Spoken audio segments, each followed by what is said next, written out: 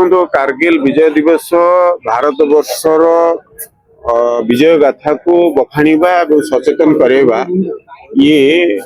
परंपरा को आगे नवापाई कि सारा भारत वर्ष दल मत निर्विशेष जाति धर्म वर्ण निर्विशेष समस्ते आम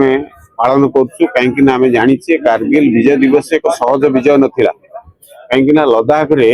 1969 मसीहा मे 3 तारिख रु आरंभ होगी युद्ध जुलाई 26 पर्यंत चली लगातार भाव में 84 दिन पर्यंत युद्ध चली ये युद्ध लद्दाख जो पहाड़ अंचल रे पाकिस्तानी प्रेरित आतंकवादी एवं पाकिस्तान सैन्य माने मिलित भाव में सेठी दखल करने लद्दाख अंचल किसी अंचल को जोटा कि तार 130 रु 200 स्क्वायर किलोमीटर एरिया को से दखल करने सेठिकार अंचल अधिवासी माने ये खबर देते भारतर सैनिक माने जो माने वीर जवान माने सेठी अछंती तांको पाखरे खबर देते पर मुहूर्त ये युद्ध आरंभ होता है। युद्ध को जो भाव में सामरिक कला कौशल सहित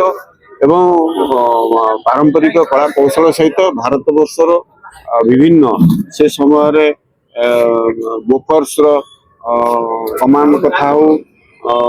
एमती कौशल माध्यम आम प्रतिहत करूँ तो जो गोटा बंकर थिला ताकू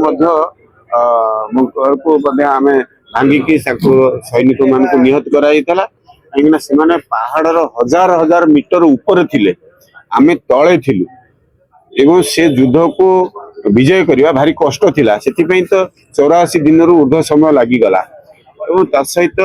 से समय यशस्वी प्रधानमंत्री अटल बिहारी वाजपेयी जो भाव में शांति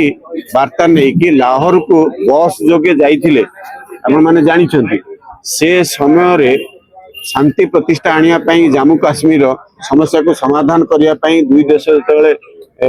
अग्रगसर थिले से समय प्रधानमंत्री पाकिस्तान एवं भारतर प्रधानमंत्री यशस्वी से समय अटल बिहारी वाजपेयी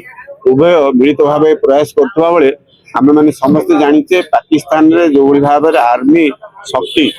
देश को परिचालना को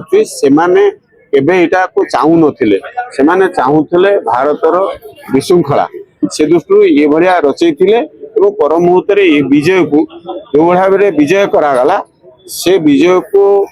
हतचकित होता सारा विश्व कहीं ये सहज विजय नाला तेणु पहाड़ अंचल ऊपर रहीकि आतंकवादी को पाकिस्तानी को निहत करवा ये कष्टसाध्य थिला तेणु आमर 2 लाख रु ऊर्ध्व सैन्य एथिरे नियोजित होते से प्राण बलि देते 527 जन एवं तत्सहित ता भितर 8 जन ओडिशा रु थिले तेणु एभलिया परिस्थिति जो भाव में आम विजय कले निश्चित रूपे आमर गौरवर कथा आमर गौरव गाथा को मन पकेबा सचेतन करवा युव मानस को आहरी प्रेरित करवा भारतर भूखंड को मजबूत कर रखा एवं सैनिक मान को सम्मान दवा आज कारगिल विजय